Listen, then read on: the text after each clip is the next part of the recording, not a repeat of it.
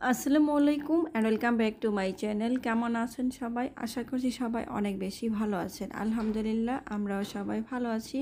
তো ঈদে কিন্তু গ্রামে গিয়েছেন মোটামুটি অনেকেই, আমিও কিন্তু গিয়েছি। ঈদের আগের দিন চলে গিয়েছিলাম শরীয়তপুরে আমার শ্বশুরবাড়ি। ঈদে কখনোই বাড়িতে যাওয়া হয়নি, কয়েক বছর হয়ে গিয়েছে। আর এই বছর পুরো রোজাটা জুড়ে কিন্তু আমি অনেকটা অসুস্থ ছিলাম, যাওয়ার কোনো কথাই ছিল না। তবে বাচ্চাটা বাসায় একা একা মন খারাপ থাকবে, পরিবারের সবার সাথে তার দেখা হবে না। আর রোজার মাস কিন্তু সালমান বাসায়ই ছিল, কারণ পুরো রোজা জুড়ে কিন্তু ওর স্কুলটা বন্ধ ছিল। তো ভাবলাম স্কুল খুলে ফেলবে, আর হয়তো যাওয়া হবে না। তো সেই সুযোগে আর কি গিয়ে আসলাম। ঈদের আগের দিন কিন্তু শরীয়তপুরে চলে গিয়েছি। তারপরে ঈদের দিন থেকে কিন্তু আপনাদের সাথে দুইটা ভিডিও শেয়ার করব আমার দুইটা চ্যানেলে। আপনারা অবশ্যই ভিডিওটি না টেনে প্লিজ সবটা ভিডিও দেখার জন্য আপনাদের কাছে আমি অনুরোধ জানাচ্ছি, কারণ ভিডিও না টেনে সম্পূর্ণটা দেখলেই কিন্তু আমাদের ভিডিও করাটা সার্থক হয়। আর একটা ভিডিও করতে কিন্তু অনেক বেশি কষ্ট হয়। দেখতে পাচ্ছেন গাছের উপরে কতগুলো পাখি বসে আছে সকালবেলা। এই দৃশ্যটা দেখার যে কতটা ভালো লাগে, যেটা বলে বোঝানো যাবে না। যারা গ্রামে যায় বা থাকে তারাই বলতে পারবে, কারণ যারা আমরা শহরে থাকি বাসার ভিতরে আমরা কিন্তু এসব দেখতে পারি না। আর বাচ্চাগুলা কিন্তু গ্রামে গেলে অনেক বেশি খুশি হয়। তো সকালবেলা শরীয়তপুরের এলাকার সবচেয়ে বিখ্যাত ভাত যেটাকে বলে কাজির ভাত, যারা শরীয়তপুর বরিশাল এলাকার মানুষ তারা কিন্তু জানেন। অনেক রকমের ভর্তার সাথে ইলিশ মাছ ভাজা, শাক ভাজি, ডাল বোনা আর ৮-১০ রকমের ভর্তা সাথে কাজির ভাত খাওয়া হয় সকাল সকাল গরম গরম ভাতের সাথে।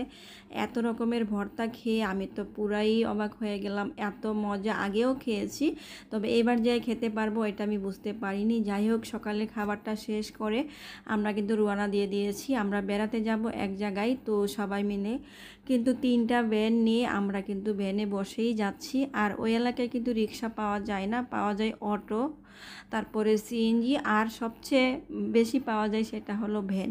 ভ্যানে করে 2 পা জুলাই জুলাই যখন আপনি বেড়াতে যাবেন বা কোথাও ঘুরতে যাবেন, এরকম সুন্দর একটি পরিবেশ চারিদিকে দেখতে দেখতে আপনার কাছে কিন্তু অনেক বেশি ভালো লাগবে। শরীর মন যতই অসুস্থ থাক আপনাকে কিন্তু ভালো হতে বাধ্য করে দিবে। যাই হোক, দেখতে পাচ্ছেন আমরা কিন্তু সবাই মিলে 3টা ভ্যান নিয়ে ঠিক এই নদীর পাড় দিয়েই, দেখতে পাচ্ছেন যে রাস্তাটা সেটাই কিন্তু আমাদের বাড়ির রাস্তা।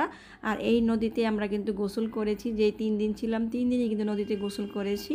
তো নদী, তার পাশে রাস্তা, তার পাশেই কিন্তু আমাদের বাড়ি। তো বুঝতেই পারছেন পরিবেশটা কতটা সুন্দর, এখানে গেলে মনটা এমনিতেই ভালো হয়ে যায়।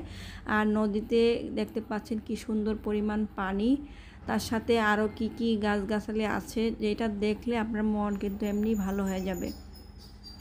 তো দেখতে পাচ্ছেন আমার ছেলে কিন্তু সামনের ভ্যানে আছে, তার পিছনে আরেকটা ভ্যান, তার মাঝখানে আমাদের ভ্যান। ওখানে বসে আমি ভিডিও করছি।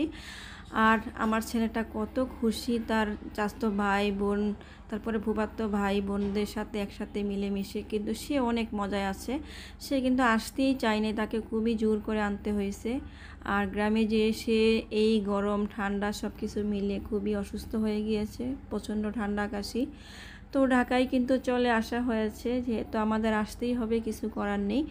আর যেহেতু বৃষ্টি হয় না, দেখতে পাচ্ছেন গাছের উপরে এত পরিমাণ ময়লা ধুলাবালি পড়েছে, যেটা কিনা ভিডিওতে দেখে নিশ্চয়ই বুঝতে পারছেন। প্রতিটা গাছের পাতাই কিন্তু ধুলাবালি একদমই সাদা হয়ে আছে। গ্রামে বৃষ্টি হয় না মনে হয় অনেক দিন হয়েছে, যেহেতু ঢাকায়ও হয় না। তো দেখতে পাচ্ছেন পরিবেশটা কিন্তু অনেক বেশি সুন্দর। যারা গ্রামে যাননি এবার আমার ভিডিওটা দেখে আপনারা কিন্তু অনেক বেশি খুশি হয়ে যাবেন, কারণ আমি যদি না যেতাম তাহলে হয়তো এগুলার থেকে অনেক বেশি মন খারাপ হতো দেখে, কারণ আমাদের অনেক দিন যাওয়া হয় না। আর আমার ছেলেটাও অনেক মন খারাপ করতো। তো ঈদের আগের দিন কিন্তু প্রায় আমি অনেক জোর করে আমার হাজব্যান্ডকে আর আমার ছেলেকে নিয়ে গেলাম, কারণ ওরা যেতে চাইছিল না আমি অসুস্থ দেখে। যেহেতু আমার একটু ভালো লাগতেছিল আর আমার জন্য তারা যেতে পারবে না এটা ভেবে আমার খারাপ লাগতেছিল। তো আল্লাহর নাম নিয়ে কিন্তু রওনা দিয়ে দিয়েছিলাম। তারপরে দেখলাম যে মোটামুটি আমার ভালো লাগতেছিল, এতটাও খারাপ লাগে নাই। তো যেতে যেতে দেখতে পাচ্ছেন একদমই ছোট রাস্তা থেকে মেন রোডে উঠে গিয়েছি। আর এই পাশে একটা মন্দির আছে। তো এইবার কিন্তু অনেকটা রাস্তায় চলে আসছি, যেহেতু আমরা খুব বেশি একটা দূরে যাব না, আশেপাশে গ্রামেই যাব। তো এখানে যাইতে কিন্তু খুব বেশি সময় লাগে না, 15-20 মিনিটের মতো লাগবে। আর এই পাশের নদীটা, যেই নদীটা প্রথম থেকে দেখছেন, এইটাই কিন্তু সেই নদী। এটা কোথায় শেষ হয়েছে আমি কিন্তু এটা নিজেও জানি না, যেহেতু আমার শ্বশুরবাড়ি, আমি এত কিছু বুঝি না ওই জায়গার সব কিছু। আর এই নদীটা কোথায় শেষ হয়েছে, আগে এই নদীতে নাকি একদম ঢাকার থেকে লঞ্চ, একদমই আমার শ্বশুরবাড়ির যে ঘাট দেখালাম ওখানে যে লঞ্চ দাঁড়াতো। আর এই নদীটা কিন্তু এখন শুকিয়ে গিয়েছে, পানি কমে গিয়েছে, যেহেতু এখন গরমকাল, জানি না কোন কালে পানি, বর্ষাকালে হয়তো পানিটা একদম ভরে যায়, আর এই সময় কিন্তু পানিগুলো শুকাই যায়। তো দেখতে পাচ্ছেন ভ্যানে বসে যে বেড়াতে যাওয়া কত মজা, আর কি বলবো, মনে হয় যে 2টা ভ্যান ভাড়া করে সারাদিন শুধু ভ্যানে ঘুরে বেড়াই। কারণ ভ্যানে বসে থাকলে প্রচণ্ড পরিমাণ বাতাস লাগে, এত পরিমাণ ভালো লাগে যে বলার মতো না। তো আমার ছেলে দেখেন পা ঝুলাইয়া বসে আছে, তার ফুফাতো ভাইয়ের সাথে গল্প করছে, আর সে কিন্তু যাচ্ছে। মা বাবা কোথায় সেটা দেখারও প্রয়োজন নাই, কারণ সে অনেক খুশি। এইভাবে কিন্তু বাচ্চাদেরকে মাঝে মাঝে গ্রামে নিয়ে গেলে অনেক বেশি তাদের ভালো লাগে, তাদের আত্মীয় স্বজনের সাথে মিশতে পারে, বাচ্চারা অনেক কিছু শিখে, ভালো লাগা খারাপ লাগা। আর আমার ছেলে গ্রামে গেলে সে কিন্তু আসতেই চায় না, কারণ তার গ্রামে নাকি অনেক বেশি ভালো লাগে। তবে যেহেতু ঢাকায় পড়াশোনা করে থাকেই আমরা ঢাকায়, সেক্ষেত্রে কিন্তু আমাদের কাজের জন্য আসতেই হয়। তো দেখতে পাচ্ছেন সবাই কি মজা করে যাচ্ছে, সামনের বেনে দেখতে পাচ্ছেন সবাই কিন্তু আমাদের নিজেদের লোক, কারণ আমাদের ঘরের সবাই কিন্তু যাচ্ছি, যেহেতু আমাদের 3টা পেন নেওয়া লাগছে। তো কথা বলতে বলতে কিন্তু আমি ভিডিওটা কোনোভাবে কেটে দেই নাই, কারণ গ্রামের দৃশ্য দেখতে কিন্তু অনেক আপু ভাইয়ারাই পছন্দ করেন, তাদের জন্য এই ভিডিওটা কিন্তু না টেনে আমি সম্পূর্ণটাই শেয়ার করলাম, কারণ আপনাদের কাছে যদি ভালো লাগে থাকে তাহলেই ভিডিও করা আমার জন্য সার্থক। তো অনেকটা কথা বলতে বলতে কিন্তু আমরা প্রায় চলেই আসছি, আর আস্তে আস্তে কিন্তু দুপুরের সময় হয়ে গিয়েছিল, কারণ 11টা-12টার দিকে কিন্তু আমরা চলে এসে একদম ভরপুরভাবে নাস্তা খেয়েছি, কারণ অনেক ধরনের ফল, বিস্কিট, তরমুজ, যা যা কিছু আছে খেয়ে তারপরে আমরা একটু গল্প করতেছিলাম, আর ওনারা রান্না করতেছিল। তো রান্না টান্না শেষ করে ওনারা কিন্তু খাবার দিয়ে দিয়েছে। আর এখানের নিয়ম হলো পোলাও, মাংস, ভাতের সাথেও আপনাকে কিন্তু 10 রকমের ভর্তা করে দিবে, সাথে মাছ, ডাল, ভাত এগুলো থাকবে, সাথে পোলাও থাকবে। তো যেহেতু আমরা ভর্তা খেতে খুবই পছন্দ করি সবাই, তো যার কারণে আমরা কিন্তু প্রথমেই ভর্তার উপরে হামলা করেছি, সবাই ভর্তা, শাকভাজি, ইলিশ মাছ, ডালবোনা এসব খাচ্ছি, তারপরে পোলাওয়ের সাথেই খাচ্ছি, ভাত না পোলাওয়ের সাথেই খাচ্ছি। তো এটা খাওয়া দাওয়া শেষ করে আমরা কিন্তু প্রায় বিকাল 5টা পর্যন্ত এখানে ছিলাম, তারপরে সন্ধ্যায় এসে নদীতে গোসল করে আবারও রওনা দিয়েছি। রাত 8টা বাজে, আমার মন চাইছে আমি খাবো ফুচকা। তো আমি আমার বাসুরকে বললাম, আমার মেজু বাসুরকে, যে আমি ফুচকা খেতে যাব। উনি আমাকে আর আমার বাসুরের মেয়ে আর বাচ্চা বাহিনীদেরকে নিয়ে আমরা কিন্তু একটা ভ্যান নিয়ে রওনা দিয়ে দিয়েছি বাজারের উদ্দেশ্যে, আমরা শিলারচরের বাজারে যাব।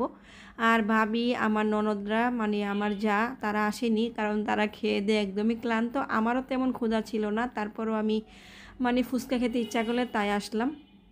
তো দেখতে পাচ্ছেন এটা হলো আমার শ্বশুরবাড়ির বাজার, আর এই বাজারে পাওয়া যায় না এমন কোনো কিছু না, একদমই শহরের মতো। যারা মাদারীপুরে, বরিশালে যান তারা হয়তো এই শিলারচরের বাজারটা চিনবেন, যারা বরিশাল বা কি যেন বলে মাদারীপুর যান, বা তাদের বাড়ি, আপনাদের বাড়ি ওখানে, তারাই কিন্তু বুঝতে পারবেন শিলারচরের বাজারটা কোথায়।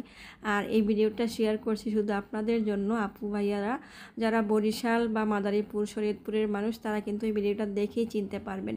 তো আমার এত যেহেতু ক্ষুধা ছিল না, মনে চাইছে তাই আসলাম ফুচকা খেতে। এই জায়গাটা আমার খুব বেশি ভালো লাগে, এত বেশি মজা হয়, একদমই ঢাকা শহরের থেকেও কিন্তু ফেল, এখানের ফুচকাটা খেতে খুবই ভালো লাগে। তবে আজকে যাই কেন যেন ভালো লাগতেছিল না, কারণ হলো পেট ভরা, অনেক কিছু আগেই খেয়ে নিয়েছি যার কারণে। তবে বাচ্চারা কিন্তু মজা করে খাচ্ছে। তো রাতে বাসায় এসে ঘুমিয়েছিলাম, তারপরের দিন সকালবেলায় কিন্তু আমরা রওনা দিয়ে দিয়েছি, ঢাকায় চলে আসতেছি। এখন দেখতে পাচ্ছেন পদ্মা সেতু। তো পদ্মা সেতু এসে আমার খুবই মন খারাপ হচ্ছিল, কারণ এত তাড়াতাড়ি অল্প সময়ে গেলাম, আবার অল্প সময়ে ঢাকায় চলে আসলাম, মনটা ভীষণ খারাপ হচ্ছিল। আর আমার ছেলে তো অনেকক্ষণ রাগ করে আছে, সে রাগে কোনো কথাই বলতেছিল না, এতটা মন খারাপ আমার বাচ্চাটার। তো সব কিছু মিলিয়ে গ্রামে গিয়ে আমাদের হয়তো 2-3 দিন ভালো লাগে, তারপরে আর তেমন একটা ভালো লাগে না, ঢাকায় চলে আসতে ইচ্ছা করে, তাই চলে আসলাম। ভালো থাকবেন সবাই, আল্লাহ হাফিজ।